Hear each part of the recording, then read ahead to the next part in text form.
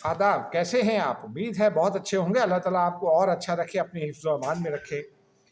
नाज़रीन, आज भी बहुत इम्पॉर्टेंट व्लॉग है। एक तो सदर ट्रंप का एक इंटरव्यू आया है। भारत में तो उसके ऊपर बहुत सारी बगलें बजाई जा रही हैं, लेकिन उन्होंने कुछ चीज़ों का जवाब उन्होंने नहीं दिया। गुज़िश्ता रोज़ एक प्रोग्राम में मैंने शिरकत की, एक भारतीय चैनल में, तो मैंने उनको उस पर तगड़ा जवाब दिया। उसके बाद उनके जो पैनलिस्ट थे उनको बैकफुट पर जाना पड़ा। लेकिन उन्होंने पाकिस्तान के न्यूक्लियर पैराडाइम के हवाले से मुकम्मल तौर पर जो एक तासुर था उसको तब्दील कर दिया। न्यूक्लियर डॉक्ट्राइन का पैराडाइम ही बदल दिया मुकम्मल। इसके साथ साथ नाज़रीन, आपको बताएंगे कि इमरान खान को अपने लोगों पर ही एतमाद नहीं रहा। उन्होंने अपने लोगों से इख्तियार वापस लिया। कल हमने आपको एक खबर दी थी कि वो क्या चाहते हैं, उन्होंने क्या दरख्वास्त की है, आर्मी चीफ से मुलाकात की दरख्वास्त की है, लेकिन उसके बाद उन्होंने अपने रवैये में मज़ीद नरमी पैदा की है और उन्होंने कहा कि जी ये अपनी पार्टी को कहा एस्टेब्लिशमेंट से मुज़ाकरात का कोई फ़ायदा नहीं, और इनको भी कहा हुकूमत से मुज़ाकरात को कोई फ़ायदा नहीं। लेकिन साथ साथ उन्होंने अपनी बहन के ज़रिए ये पैगाम दे दिया कि अगर एस्टेब्लिशमेंट से या हुकूमत से मुज़ाकरात करने हैं तो राजा नासिर अब्बास साहब जो सेनेट पर कायदे इख्तलाफ हैं, मुकर्रर किए गए हैं उनकी जानिब से, अभी उनकी नामजद वो नहीं हुई नोटिफिकेशन, और महमूद अचकज़ई जिन्हें कौमी असम्बली में कायदे इख्तलाफ नामजद किया उनका भी नोटिफिकेशन नहीं हुआ, उनको मुकर्रर कर दिया है कि यही बात करेंगे। इस पर बात करेंगे नाज़रीन। फिर साथ साथ आपको ये बताएंगे कि हुकूमत MKM के दबाव में आ गई है 27वीं तरमीम के हवाले से। लेकिन 27वीं तरमीम आवे ही आवे। इस पर 27वीं तरमीम के हवाले से कुछ नुकात ऐसे हैं जो अदाद शुमार हैं बेसिकली, वो आज सामने आए हैं और ये सारे इकनॉमिक सर्वे के हैं। इनको साथ साथ SDPI का आज एक प्रोग्राम हुआ।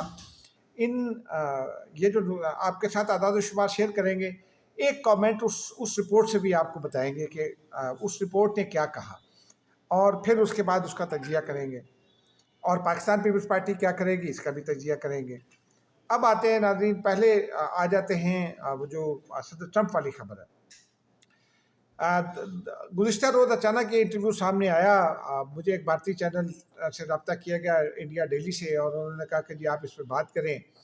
मैंने खैर थोड़ी सी मालूमात हासिल की और उसके बाद हमने वहाँ बात की, और मैंने उनसे ये कहा कि यही अमरीकी सुदूर जो होते थे, ये उन्होंने ये कहा कि जी वो उनसे एक सवाल हुआ। बेसिकली ये जो CBC टेलीविज़न है, इससे बहुत तंग थे सदर ट्रंप, और वो चाहते थे कि इसका कुछ करें। फिर इन्होंने अपने दामाद को इस काम पर लगा दिया, और फिर उन दामाद ने किसी न किसी तरह किसी और के साथ मिल के ये कंपनी खरीदी, वो पैरामाउंट कंपनी है जिसका ये चैनल जो इस चैनल को ओन करती थी, CBC को। फिर एक एंकर जो थी वो एक शो करती थी, उनको भी लिया है 60 मिनट के नाम से प्रोग्राम में, और वो पसंद भी आ गई जो नए ओनर हैं उनको, तो उन्होंने उनको कंटिन्यू कर दिया। उनको सदर ट्रंप ने इंटरव्यू दिया। 73 मिनट का इंटरव्यू कहते हैं कि रिकॉर्ड हुआ था, लेकिन फिर वो 60 मिनट का चला। ट्रंप साहब जुज़बुज़ हुए, थोड़ा सा गुस्सा भी हुए, लेकिन शायद बाकी पोर्शन भी उसका फिर उस चैनल ने चला दिया। लेकिन जो हमारे काम का पोर्शन है, वो जो पहले मैंने इब्तिदा में बात की, पाकिस्तान एटमी धमाके करता है, वो ज़रा थोड़ी सी वजाहत, लेकिन दिलचस्पी का मौजू और है। सदर ट्रंप से मुख्तलिफ़ किस्म के सवालात हुए। उसके जवाब में उन्होंने एक सवाल के जवाब में उन्होंने कहा कि जी वो सारी दुनिया एटमी धमाके कर रही है। अमेरिका के एटमी धमाकों के हवाले से था, तो उन्होंने कहा वो एटमी तजुर्बात कर रही है, तो आप रूस ने भी कर रहा है, चीन भी कर रहा है, नॉर्थ कोरिया कर रहा है, फलां कर रहा है, फलां कर रहा है, पाकिस्तान भी कर रहा है। और ये उन्होंने बहुत लाइटर अंदाज में कहा। जो मैं समझ पाया उस सारी गुफ्तगू को सुनने के बाद, कि वो पाकिस्तान का जो 1998 का जो धमाके थे, उनके बारे में वो कह रहे थे, और पाकिस्तान ने उसके बाद तो कोई तजुर्बा किया ही नहीं। लेकिन उन्होंने फिर वो एंकर ने उनसे इंसिस्ट किया, उन्होंने कहा कि इस वक्त जो खुफिया धमाके का तजुर्बात कर रहा है वो तो सिर्फ नॉर्थ कोरिया है। उसके ऊपर उनके दरमियान कुछ थोड़ी सी बहस हुई, लेकिन बहरहाल फिर वो मामला पाकिस्तान हमारे मुतालिक नहीं है। लेकिन आगे चलकर एक सवाल के जवाब में उन्होंने फिर ये 61वीं बार ये कहा कि एक तो उन्होंने वो लफ्ज़ अल्फाज ऐड कर लिए। उन्होंने कहा कि 7 ब्यूटीफुल फाइटर जेट्स जो है वो पाकिस्तान ने गिरा दिए, रफ़ाइल। और साथ साथ उन्होंने एक बात और कही انہوں نے یہ کہا کہ جی میں نے مداخلت کی تو ورنہ انڈیا پاکستان کے پر ایٹمی حملہ کرنا چاہتا تھا. جو ان کے الفاظ تھے، ان کا جو صریح مطلب ہے وہ یہ تھا. اب بھارت میں وہ جو پہلا بیان تھا اس پر تو بڑی جناب کی جا رہی تھی، جب پاکستان بیشنگ کی جا رہی تھی، لیکن اس پر وہ خاموش ہیں، اس لیے کہ یہ ایک بہت ہی سنجیدہ بیان ہے. اس کی وہ اگر بھارتی وزیر اعظم تردید کرے گا نا، اگر کرے گا تو وہ اس پوزیشن میں نہیں ہے، کیونکہ انہوں نے یقینی طور پر یہ دھمکی دی ہوگی. امریکی بھی بڑے سمجھدار لوگ ہیں، کائیاں لوگ ہیں. جب امریکہ کو درخواست کی ہوگی ڈاکٹر وہ جو ہے ان کے جے شنکر وزیر خارجہ، انہوں نے تو خود تسلیم کیا کہ ان کی بات ہوئی تھی مارکو روبیو سے، انہوں نے رابطہ کیا تھا. اس میں یقینی طور پر یہ دھمکی شامل ہوگی اور اس پر انہوں نے روکا. پاکستان کا دیکھیے نا آج تک، اب اس میں اس کی امپورٹنس کیا ہے کہ بھارت جو ہے وہ آج تک ساری یہ جو بڑی قوتیں تھیں، چونکہ بھارت کی ان کی معاشی مجبوری ہے تو اکثر کھڑے ہو جاتے تھے بھارت کے ساتھ. لیکن صدر ٹرمپ ذرا ڈیفرنٹ آدمی نکلے. انہوں نے بھارت کا جو ایٹمی پروگرام تھا، اور یہ اس کو دیکھیے کہ بھارت کا ایٹمی پروگرام ہمیشہ تنازعات کی زد میں رہا ہے. 1975 میں بھارت نے پوکران میں ایٹمی دھماکے کرنے کی کوشش کی، پھر 77 میں کرنے کی کوشش کی، دونوں کامیاب نہیں ہوئے. اس درمیان میں بھاگلپور ایک جگہ ہے، وہاں ان کا ایٹمی پلانٹ تھا، اس سے لیکیج ہوئی بھاری پانی کی، اور وہ آج تک بھاگلپور کے لوگ اس کے جو تابکاری کے اثرات ہیں اس کو بھگتتے ہیں. ان کے بچے، معذور بچے پیدا ہونے والوں کی تعداد زیادہ ہے، جو تابکاری کا نتیجہ ہوتا ہے. اور بھارت ہمارے اور پھر بھارت میں ہی یہ 3 واقعات ہوئے جو بلیک مارکیٹ میں نیوکلیر آرسنیل جو ہے وہ، یا نیوکلیر مٹیریل، فسائل مٹیریل جو بھی کہہ لیں، وہ فروخت کے لیے پیش ہوا، اور وہ انڈین اخبارات کی، انڈین میڈیا کی خبریں تھیں. اس کو بھارت ڈینائی نہیں کر سکتا. پاکستان پر وہ الزام عائد کرتا تھا، لیکن پاکستان نے آج تک IAEA international atomic energy agency جو ہے، اس نے کبھی پاکستان پر کوئی اعتراض نہیں کیا. آج تک میں ہر سال اس کو رپورٹ کرتا ہوں.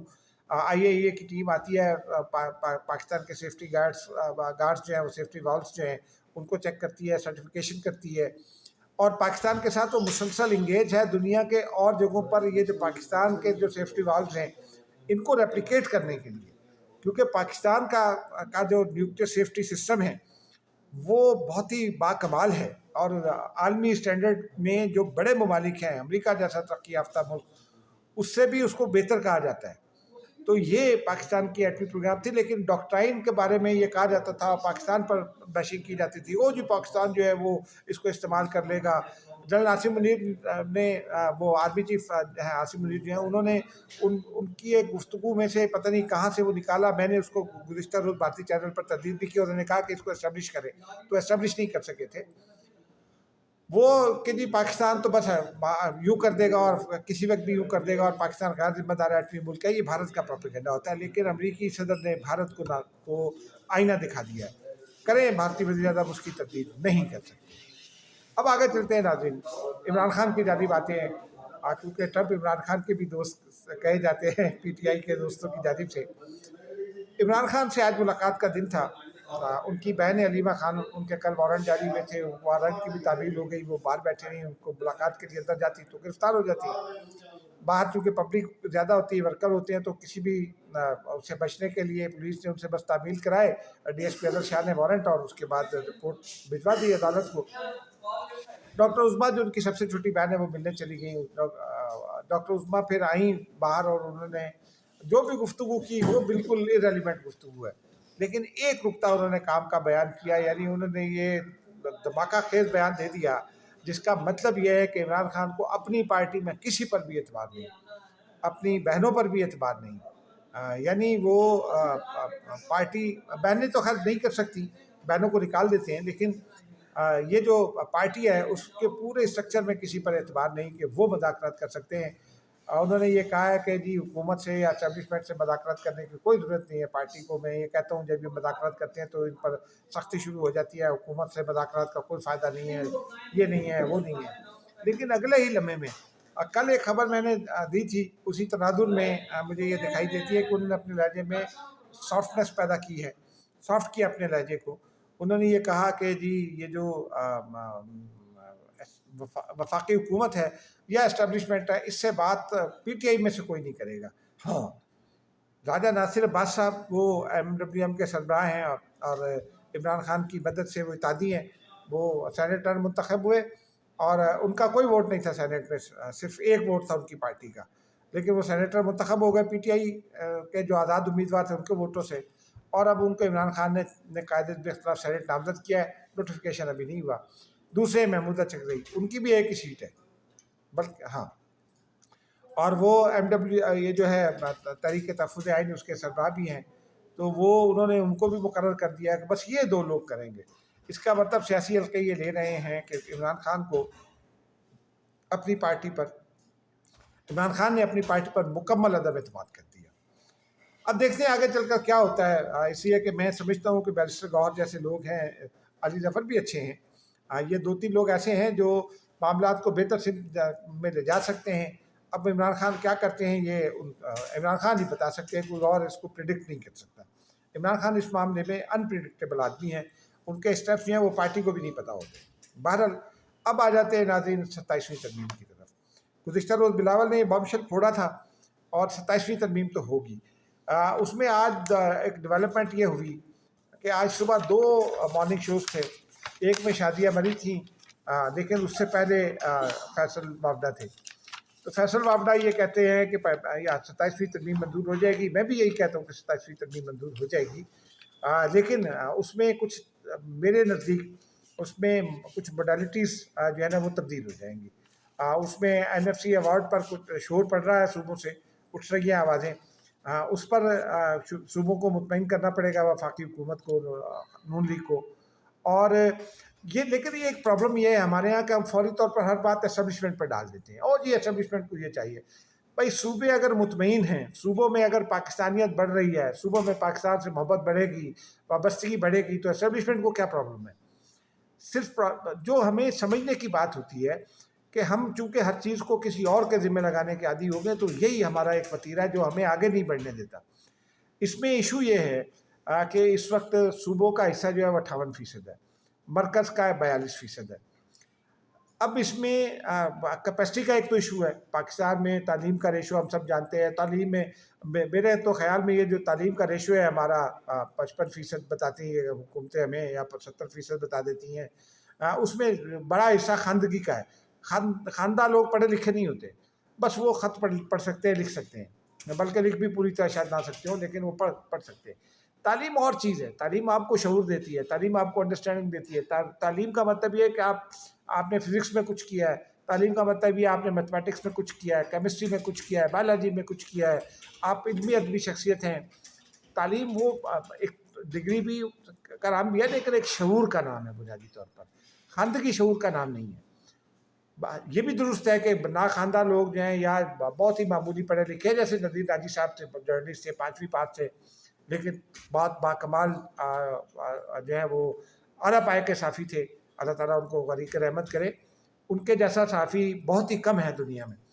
پھر شفیع عقیل صاحب تھے, وہ جنگ اخبار کا میگزین ہے, اخبار جہاں اس کے ایڈیٹر ہوا کرتے تھے. 12 زبانیں اہل زبان کی طرح بولتے اور لکھتے تھے. اسکول نہیں گئے تھے. ہمارے دوست ہیں اظہر منیر, جنگ لاہور میں ہوتے ہیں, جنگ کا وہ جو جنگ پبلشر ہے اس میں ہیں, وہ بھی کسی اسکول نہیں گئے, لیکن ان کے پاس بیٹھیے آپ کو مزہ آ جائے گا. تو وہ یہ خواندگی کا مطلب اور ہے, تعلیم کا مطلب اور ہے. اور تعلیم اسکول کے بجائے آپ گھر میں بھی حاصل کر سکتے ہیں, جیسے ہی میں نے یہ 3 لوگ بتائے. لیکن یہ ہے کہ تعلیم کے معاملے میں مطلب آپ اس کو آپ لسٹ کر سکتے ہیں 27ویں ترمیم کو کیوں ضروری ہے. ایک تو یہ ہے کہ جناب آرٹیکل 140A میں ترمیم کے بعد انکشاف کیا ہے خالد مقبول صدیقی نے کہ جناب حکومت اس کو شامل کرنے پر رضامند ہو گئی ہے. جنرل مشرف نے یہ نظام لاگو کیا تھا کہ جناب وہ صوبوں میں NFC جو ہے نا وہ NFC ایوارڈ کے تحت صوبوں میں بھی پروونشل جو ہے وہ فائنینس ایوارڈ ہوگا, اور ڈسٹرکس میں فائنینس ایوارڈ بنے گا. اس پر عمل نہیں ہوا. MK بھی یہ چاہتی ہے اس کو لانا. اس کے علاوہ پھر میری رائے ذرا مختلف ہے بلدیاتی اداروں کے حوالے سے. میرا ایکسپیرینس یہ ہے کہ ماضی بعید میں کہہ لیں, جنرل ضیاء کا زمانہ کہہ لیں یا مشرف کا زمانہ کہہ لیں, بلدیاتی ادارے یا ایون کے سیاسی حکومتوں کا بھی کہہ لیں, ایم کیو ایم سندھ کو چھوڑ کر، اس لیے کہ سندھ میں ایم کیو ایم جو ہے وہ ڈٹ کر پیپلز پارٹی کا مخالفت کرتی تھی اور کوئی اس کو چھیڑ نہیں پاتا تھا، لیکن جو ڈکٹیٹرشپس ہیں دونوں ضیاء الحق کی اور مشرف کی، ان میں بلدیاتی ادارے براہ راست مرکز کے تحت آ گئے تھے۔ جنرل مشرف کے زمانے میں ایم کیو ایم کراچی کے پاس تھا، لیکن وہ مرکز کے کنٹرول میں تھا، کوئی صوبائی حکومت اس کو کنٹرول نہیں کر پاتی تھی، یہ بھی ایفیکٹ ہے۔ تو بلدیاتی اداروں کا میں کوئی اتنا محبی نہیں ہوں، مجھے نہیں محبت ہے بلدیاتی اداروں سے زیادہ۔ ہاں وہ نرسری ہیں جمہوریت کی، سب اپنی جگہ، لیکن وہ پھر ان کو ریئل پولیٹیکل ٹرمز میں ان کو بااختیار ہونا پڑے گا، آزاد ہونا پڑے گا اس اثر و نفوذ سے جو وہ ساز باز کر کے ایم کیو ایم اور بعض دیگر جماعتیں جو ہیں وہ اوپر اپنی ساز باز کر لیتی ہیں۔ اس کے ساتھ ساتھ آئینی عدالتیں بنیں گی۔ اس وقت کیا پرابلم ہے؟ 26ویں ترمیم میں یہ اس وقت رہے گا۔ پیپلز پارٹی اس وقت بھی یہ چاہتی تھی کہ آئینی عدالت ہو، مولانا فضل الرحمان نے کہا آئینی بینچ بنوا لیں۔ آئینی بینچ اب مسائل پہ کریٹ ہو گئے۔ اب اس میں سب سے بڑا مسئلہ کیا ہے؟ آئینی بینچ بننے میں تو کوئی قباحت نہیں ہے۔ عمران خان نے چارٹر آف ڈیموکریسی پر سائن کیے ہوئے، چارٹر آف ڈیموکریسی کو آپ ریورس کرا دیں نا، اس میں آئینی عدالت کا تذکرہ ہے، تو عمران خان اس کے سگنیٹری بھی ہیں، پیپلز پارٹی اور نواز شریف بھی سگنیٹری ہے، لیکن پنجاب کی قیادت کو مسئلہ ہے 28ویں ترمیم سے ویسے تو، لیکن خیر آئینی عدالتوں کی بات ہو رہی ہے۔ تو آئینی عدالتوں میں اس وقت اس بینچ بننے کے باوجود بھی جو ہے نا وہ عدالت بہت کھل کر کام اس لیے نہیں کر پا رہی کہ برادر ججز جو ہے وہ کبھی کوئی خط لکھ دیتا ہے، کبھی کوئی خط لکھ دیتا ہے۔ جسٹس منصور علی شاہ صاحب نے خطوط لکھے بہت سارے، جسٹس عائشہ نے بہت سارے معاملات میں اپنے نقطہ نظر دیا۔ تو برادر ججز کے پریشر میں یہ آئینی عدالت آ سکتی ہے۔ اگر انڈیپینڈنٹ آئینی عدالت ہوگی تو پھر انڈیپینڈنٹلی کام کرے گی، اس کے بعد دیکھی جائے گی۔ ہم خدشات پر بہت زیادہ توجہ دیتے ہیں لیکن مسائل پر توجہ نہیں دیتے۔ مسئلہ یہ ہے کہ جو آئین کی تشریح کے معاملات ہیں صوبوں کے درمیان، وفاق کے درمیان، آئینی اداروں کے درمیان، وہ آئینی عدالتیں ہی اس کی تشریح کر سکتی ہیں۔ ہمارا سارا کام ادھر لگ جاتا ہے، عمران خان کی درخواست پر، نواز شریف کی درخواست پر، بلاول بھٹو کی درخواستوں پر، آصف زرداری کی درخواستوں پر روز مقدمات چل رہے ہوتے ہیں۔ 26 لاکھ کیسز پینڈنگ ہیں۔ تو آئینی عدالت میرے نزدیک ایک اچھا عمل ہے، بنے گا۔ اس کے علاوہ پاپولیشن پلاننگ، میں نے آپ کو جیسے کہا کہ نون لیگ کو بڑا مسئلہ 18ویں ترمیم سے، لیکن پاپولیشن پلاننگ جو ہے اس میں آپ یہ دیکھیے کہ وہ جو ہے وہ اس میں 2.55% جو ہے نا وہ کے پی میں ہے، اس کی پاپولیشن پلاننگ کے جو نتائج ہیں، جو ریشو ہے پاپولیشن بڑھنے کا۔ پھر اس کے علاوہ لیکن یہ جو ہے بھارت میں، بلکہ یوں سمجھیے کہ سندھ اور پنجاب میں، سندھ اور بلوچستان میں 2.55% ہے، پنجاب اور کے پی کے کم ہے۔ میں معافی چاہتا ہوں، پہلے غلط کر گیا۔